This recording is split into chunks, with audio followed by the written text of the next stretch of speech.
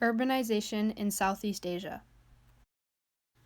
Urbanization began with the attraction of people to cities, which was mainly sparked by the Industrial Revolution, which originally began in Europe and diffused to East Asia during European colonialism.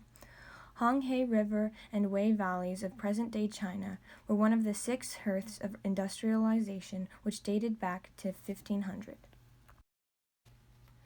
The urban elite in China planned their ancient cities to center on a vertical structure in the middle of the city and then built an inner wall around it. The urban elite demonstrated power by building elaborate structures which now contribute to the cultural landscape of Asian cities. Around 200 BCE, Emperor Qin Shi Huang directed the building of the Great Wall of China to spark urbanization that diffused throughout East Asia.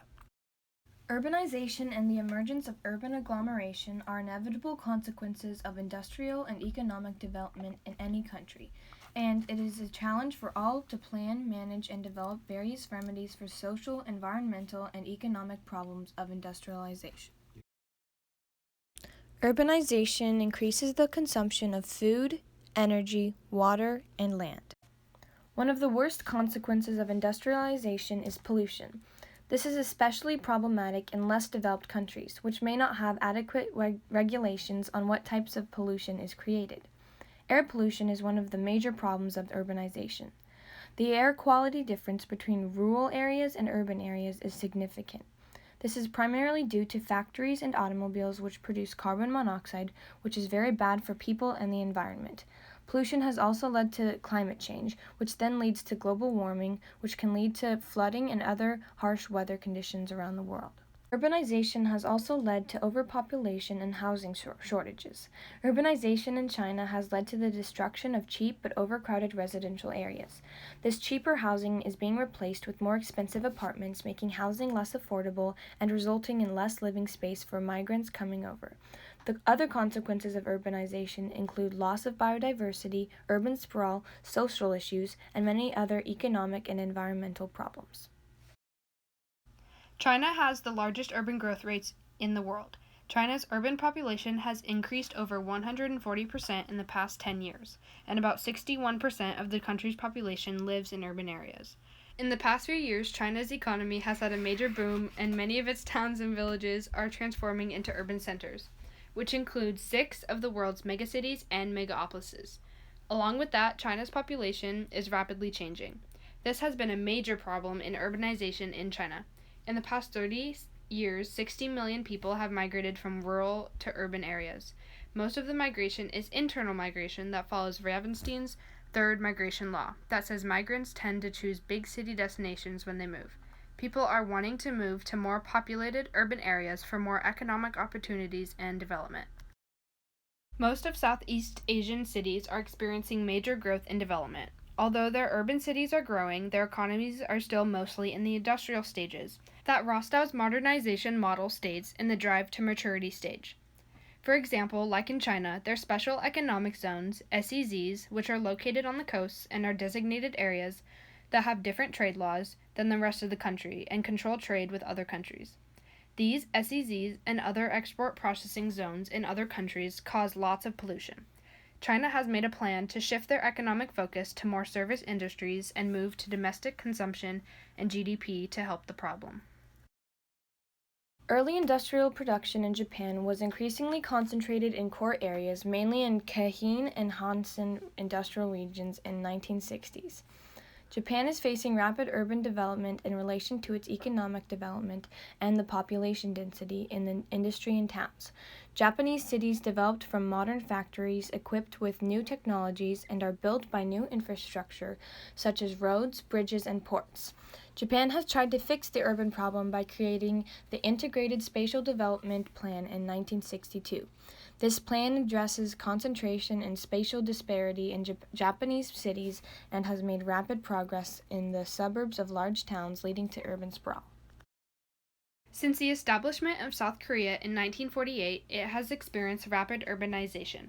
Before, during, and after the Korean War in 1950 to 1953, and industrialization in 1961 when the military took over, the urban landscape grew.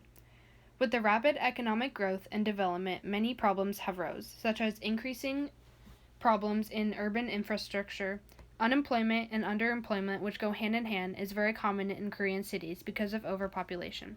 To fix this problem, in 1982, the South Korean government enacted decentralization policies and a nationwide growth management policy, which is an attempt to minimize problems in their cities. Continuing to develop and urbanize sustainability is a major challenge for Southeast Asian countries. In order to confront this challenge in 25 quickly growing cities, the ASEAN, Association of Southeast Asian Nations, has created Initiative in Environmentally Sustainable Cities, ESCs. These cities prioritize in low-carbon technologies and encourage other cities to strive for a carbon-neutral economy. These cities promote responsible use of natural resources and waste-to-energy initiatives. Another way countries are fixing the issue of urbanization is the Clean Air for Smaller Cities project, which was first implemented in 2009. This project has been implemented in 12 cities in Southeast Asian countries.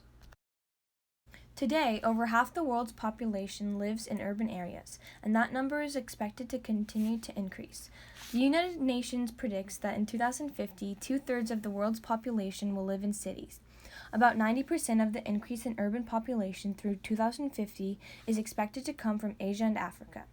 It is also predicted that by 2030, Southeast Asia's urban population will grow by another 100 million people, rising from 280 million people today to 373 million people.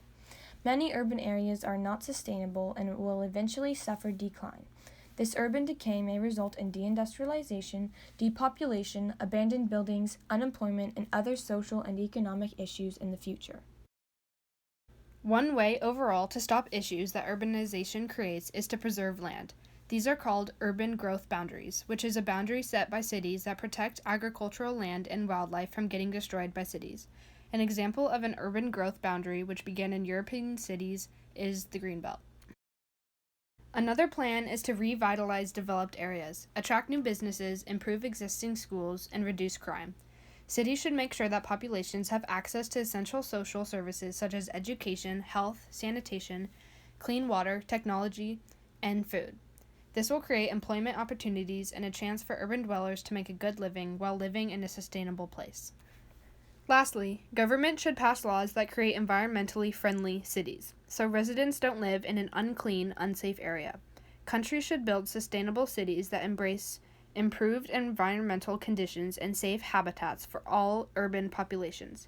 Government should also encourage sustainable use of resources and support an economy based on sustainable environment, such as investing in green infrastructure, sustainable industries, recycling, pollution management, and renewable energy.